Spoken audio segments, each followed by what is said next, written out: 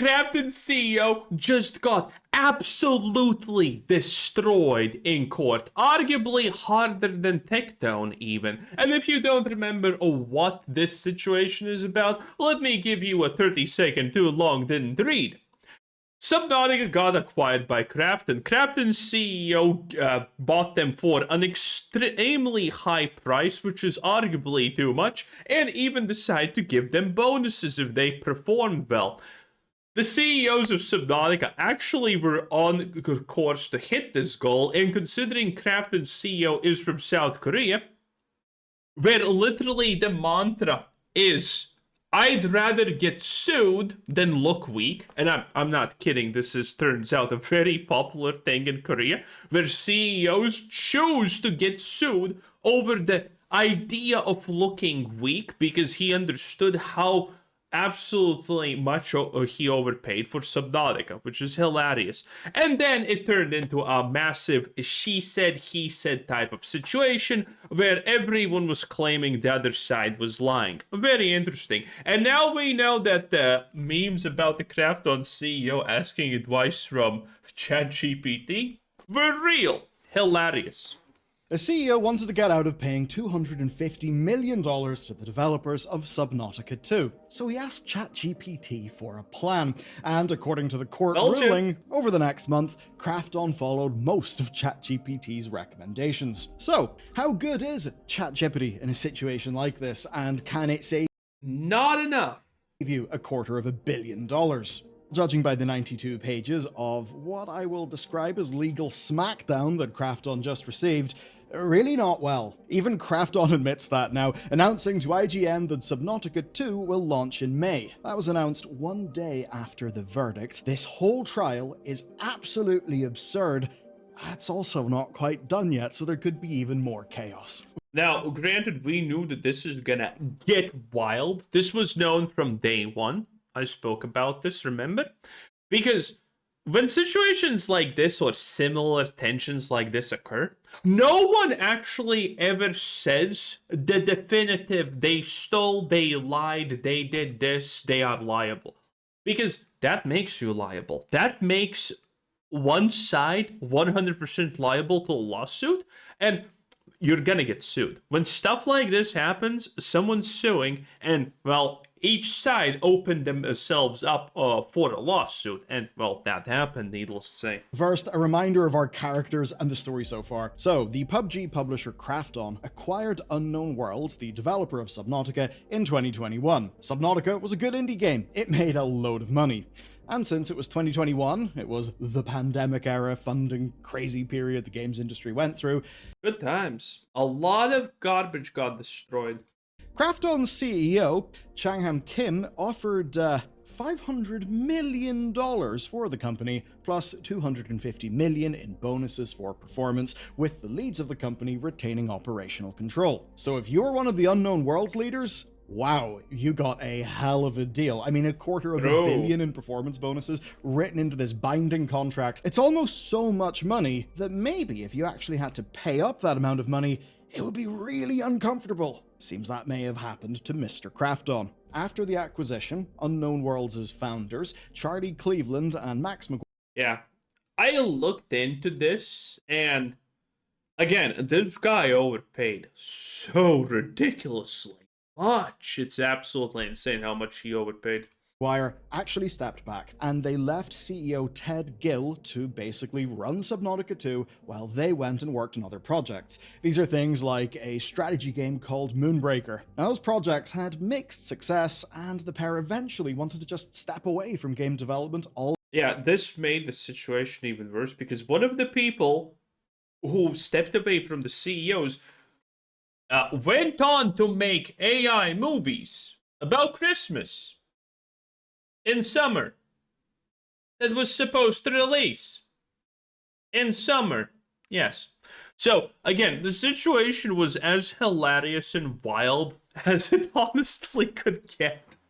Together, even doing things like making a Christmas movie. Bit of a weird story. Getting back to the real topic, Unknown Worlds. under Gil geared up to release Subnautica 2 in 2025. Now that would be just in time to hit the deadline on the $250 million bonus owed to the executives and some of the original staff at the company. And that, rather unsurprisingly, is where things took a turn, because Krafton's CEO had no intention of letting that payout happen. And what follows is what the court now agrees actually happened. Here's where we'll begin the story. Charlie Cleveland burned out after the failure of the game Moonbreaker. He then told the dev team and the Krafton reps and took some time away from the company working on films, including a Subnautica film. So that's one of the main two guys. The other one, Maguire, didn't think that he fit in the corporate environment and wanted to work on external projects, things like seeing how Subnautica was resonating with kids on the autistic spectrum. So he wanted to follow that type of thing. And basically, neither of these two... Now, granted, when stuff like this happens, I do feel, honestly, for the Crafted CEO, because when you leave 3 people in charge of the game, and 2 of them leave and do this sort of shit, honestly, I would also feel a bit pissed, I'm not gonna lie. So this is pretty understandable. Guys was involved in active development by this point, and unfortunately, development on Subnautica 2 was struggling. Now, in 2024, Maguire and Cleveland then came back, and they helped build a prototype, basically an attempt to get things back on track. Now, all 3 of them then decided on a leadership change for Subnautica 2, which involved them elevating some of their internal staff. And by May of 2025, Unknown Worlds had turned around the development of the game and was actually preparing for the early access release. And here is where the maths really starts to matter. But don't worry, not in a boring way, in a This information already, by the way, is a new information that we did not know about. very spicy way. It seemed things were going to go quite well. Krafton had predicted, quote, over 1.67 million copies sold by Q4 of 2025. That is, if the game launched in August. That would mean that worst case, the bonus payout would be $191.8 million. And in the best case, it would be $242.2 million. And obviously, the CEO of Krafton was not really thrilled about this. Here's a quote. Everyone admits the contract was a bad deal. By the way, it is mind-boggling. By the way, if you caught on to this, you're probably like scratching your head as much as me, because Krafton buys the Subnautica studio, and now they kind of want Subnautica to fail so they get to pay out less money. That is so wild, wanting your stuff to fail in the first place. But again, yeah, the contract was massively insane. But the problem is that we keep being the fool even afterward. It's not about the money, it just feels awful to be taken advantage of. For a registered director, being a pushover would even amount to a breach of fiduciary duty. Not really great, is it? And in his own words, to be honest, in the best, that would never be a breach of fiduciary duty. In Korea, though, I actually have no idea. Maybe. Would have to be accountable for the payout being a bad deal for Krafton. So by this point in our story, it seems Subnautica 2 is back on track. Krafton's own estimates do seem to suggest that they would be facing a major payout, and the CEO basically feels really shit about this and seems to have felt that, oh my god, you know what, was I a pushover? Did I really mess up whenever that deal was done? I think many people would maybe say yes. Now here's where things amp up. In video game publishing, you basically have milestones, and whenever you hit your milestone, you'll get the next tranche of your funding, which will cover your payroll and things like that. So in May 2025, there was another milestone review, one that Krafton chose not to approve. And this is where Krafton's head of corporate development tried to warn Kim that the state of the game would not hold up as a reason for firing the leadership, and in his words, it could create a debatable issue in potential litigation. But Kim, the CEO, remained focused on the risk here. Krafton claimed they'd only gain an enterprise value of 93.5 million USD in the event of a worst-case payout. This was not good. So he turned to your boy, ChatGPT. And ChatGPT told him it wouldn't be easy. But moments later, Kim got the corporate developer leader and his legal team on the line and sent them part of the payment agreement where the payouts were contingent on the leadership's continued employment. So they basically looked at this and they started to work out a plan to get leadership to take a deal or to otherwise force them out. Here's another fun quote. At ChatGPT's suggestion, Kim formed an internal task force dubbed Project X. Very cool. Very spooky. Cool. So, the plan was literally designed by ChatGPT, and Krafton followed it. And it's the enacting of this plan that basically made all of this stuff go public, and that's what led to our coverage last year. Now, you may have remembered all those strange blog posts about releasing the best game possible that basically happened before the leads got fired. Well, that was part one, called Preemptive Framing. Taking away Unknown World's access to Steam and their site, that was part two, Securing Control Points.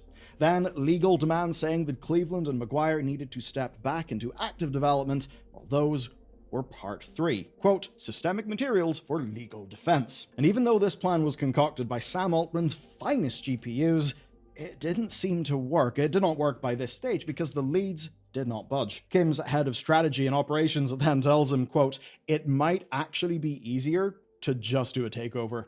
Kim then tells him to, quote, set a date. Krafton went on to fire all 3 leads, saying that they had to be dismissed because they wanted a premature release of Subnautica 2. This is quite something. They are basically saying that these fellas wanted the game to come out before it was ready, I guess probably so that they could get the payout. They then brought in the CEO of Striking Distance Studios, you may remember Callisto Protocol. They brought him in as a replacement. They delayed the game, but then they... Oh, right, that was a thing. Oh, my lord, that's one guy you don't want working on your anything. Wow. Offered the remaining staff some bonuses for delivering. Krafton stacked the board with their own directors and ensured that the game could not be released without their approval. The leads had been... I don't think we knew that before. ...to preserve data from their servers, and they've been doing this for weeks by this point. This is, of course, after the Steam lockout. Clearly, they knew something was going on, and they wanted to preserve as much evidence as they could. Now, when asked, they returned all data to Krafton. And then, well, the legal disputes start. The judge considered Krafton's arguments here. And before the trial, they had already dropped the claim that the game wasn't ready. Instead, it became about Cleveland and Maguire's engaging in dishonesty, them abandoning their posts and stealing data after the firing. These arguments did not go well. The court had no patience for either of them. It saw multiple instances of Cleveland and Maguire's new positions being discussed or internally monitored, with no attempt to stop them. And meanwhile, the downloads of data didn't actually show any dishonesty. They just showed worry. And they can't be used after the fact to justify the firings. You know, you can't really be fired for something that you did in the future. At least I don't think we have that technology. And then there's the inconvenient. Oh, so this was a lot. I remember this in the first place. Man, there's so much stuff. Again, every side claimed everything, and this is kind of putting it side by side, and man, there's a lot of lies. One of the interesting things was Krafton claiming that the development of Subnautica is not delivering a bunch of things based on some kind of internal roadmap or something like that. I don't remember. But that they are missing a bunch of things that should have been at the game's launch. And it seems like that is also fake in this case, because it should have already been in the conversation if this was true. So I guess that was just a rando lie, which is crazy. Thing of the emails. There are emails from Kim himself explaining that he wants to fire the leads so he doesn't have to pay out the $250 million. In the courts... Wait, that is such insane stupidity. Absolute, unbelievable insane stupidity also. The fact that this guy, Kim, just did all of this on the work computer. He was like, okay, I'm gonna ask ChatGPT, and people somehow knew, by the way. There were a lot of people who were spreading this around that he did it on ChatGPT, because it was like in his workplace or something like that. Like, this guy, okay, it's one thing to ask ChatGPT this, But it's another thing to actually do it on your, work computer and then send emails about effectively creating a conspiracy. Because keep in mind, people think that conspiracies aren't a real thing. This, by the way, is a conspiracy. This is 100% falls under the concept of conspiracy. The CEO of Krafton conspired with probably a couple of people who were not fully in on it, but he conspired. I think you can do a conspiracy with just yourself under some circumstance. In any case, he did this. He conspired to fabricate a situation where the Subnautica CEOs do not get a payout. That's what he did. His own words, here they are. Facing a 9-figure liability, Krafton went searching for a pretext. That is damning. And with that, Vice Chancellor Lori W. Will of the Delaware Chancery Court hands down a verdict. And it's not good for our boys at Krafton. Gill is to be immediately restated as CEO as he wished. He has, quote, full operational authority over the company. Another quote, he was, by all accounts, a highly effective executive in the view of the court. So good result for him. Cleveland and Maguire don't actually get to come back to their previous roles because they were, quote, peripheral to the development of Subnautica 2. And the court can't force Krafton to rehire them, but what they can do is they can give Gill the authority to do so. More than that, though, the bonus period is now extended to September 5th. By the way, this is also fucking insane. Because as far as I could be wrong on something here, but as far as I understand,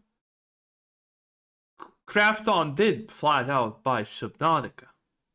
They did. They hold ownership over them. They own the company. So the fact that I wonder in court cases like this, what actually prevents Krafton just terminating the CEO? Because you own the thing. If you want to change the CEO, sure, you do have to actually worry about wrongful termination. But usually, rightful termination is as easy as we feel that this other person is going to do a better job that we want. That's as easy as it typically is. So, very interesting.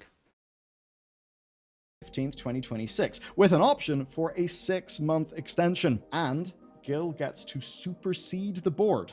The board is still packed with Krafton directors, but now Gill gets to supersede them on any decisions about launching Subnautica 2 whenever he thinks it is ready. He even gets back control of the game's Steam page. That's quite the result. But you may be wondering, well, what about Subnautica 2?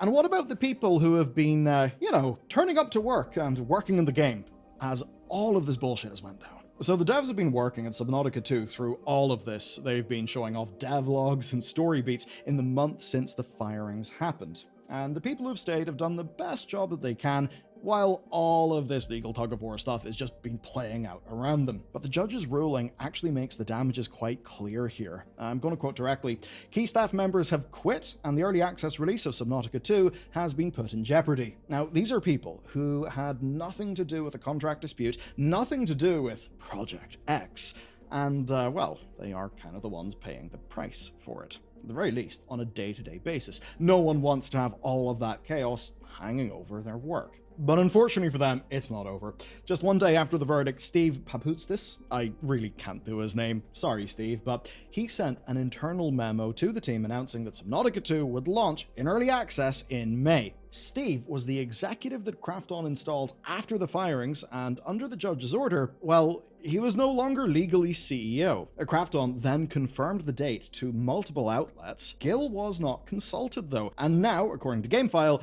Gill's lawyers have asked the court to consider contempt, saying that Krafton announced the launch with... Well, yeah, by the way, this is very blatant contempt of court. If the court says, hey, yeah, this guy named Gill, he's now gonna decide when the game launches, oopsie doopsie poopsie. And Krafton's like, yeah, we're launching anyway. Yeah, that is very, very clearly a violation of the court's ruling.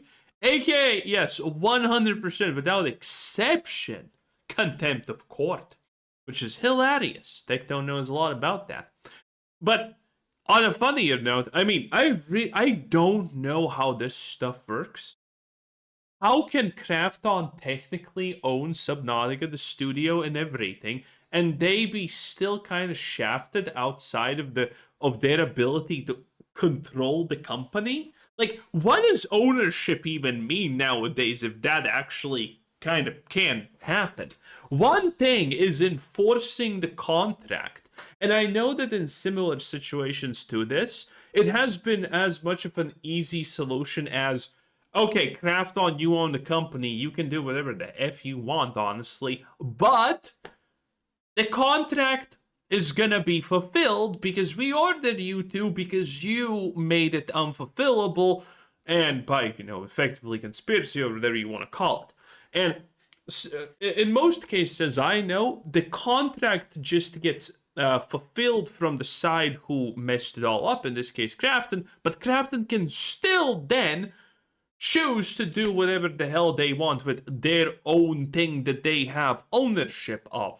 Unless unless everyone who has said that Krafton owns Subnautica is lying to me.